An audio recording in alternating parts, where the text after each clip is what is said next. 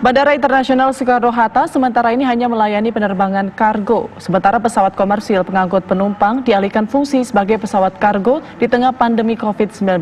Untuk mengetahui kondisi di sana kita sudah terhubung dengan Anggia Ebony.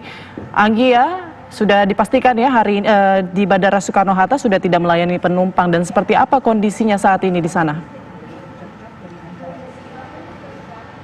Ya, selamat siang Putri dan pemirsa. Hari ini memasuki hari ke-7 penerapan aturan larangan mudik yang diterapkan oleh pemerintah, tepatnya dimulai pada 24 April lalu. Dan tidak hanya jalur transportasi darat, laut, tetapi juga udara ini dibatasi, tidak boleh masyarakat melakukan mudik. Dan kami pantau di hari ke-7 ini kondisi Bandara Internasional Soekarno-Hatta, tepatnya di Terminal 1A, keberangkatan domestik ini sepi, benar-benar kosong. Kami tidak melihat ada penumpang, setidaknya hingga siang ini kami tidak melihat ada penumpang yang masih datang, mungkin karena tidak mengetahui mengenai aturan larangan mudik ini.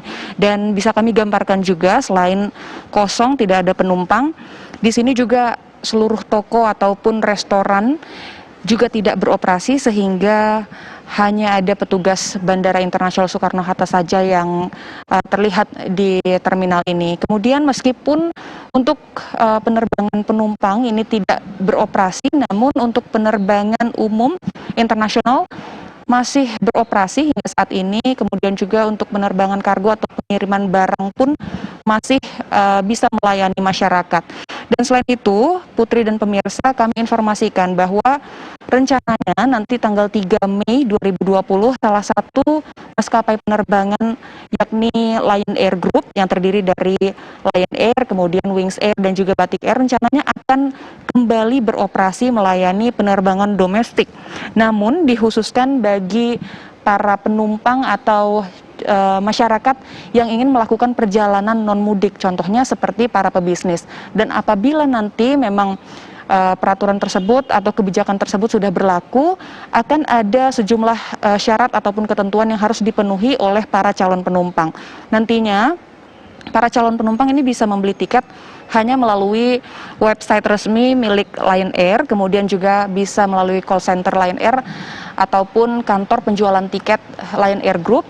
Dan apabila mereka memesan tiket, mereka harus memenuhi sejumlah persyaratan, diantaranya yakni surat keterangan sehat dari rumah sakit setempat yang menyatakan bahwa calon penumpang tersebut sehat, negatif COVID-19, yang dinyatakan melalui surat ataupun hasil uji swab test ataupun rapid test. Kemudian juga para penumpang ini harus mengisi formulir yang disediakan oleh pihak Lion Air Group mengenai penerapan sosial berskala besar, maksud kami. Dan juga para penumpang nanti harus melampirkan surat izin atau surat keterangan dari pihak perusahaan ataupun instansi yang menjelaskan bahwa penumpang tersebut memang bepergian bukan untuk mudik.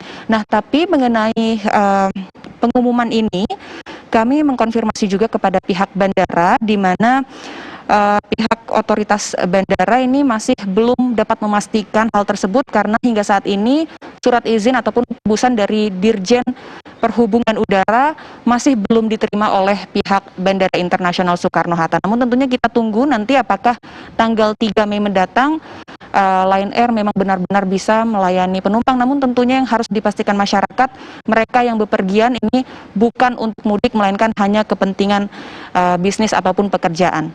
Begitu, Putri. Baik, terima kasih informasinya Anggia Ebony melaporkan langsung dari Bandara Soekarno-Hatta.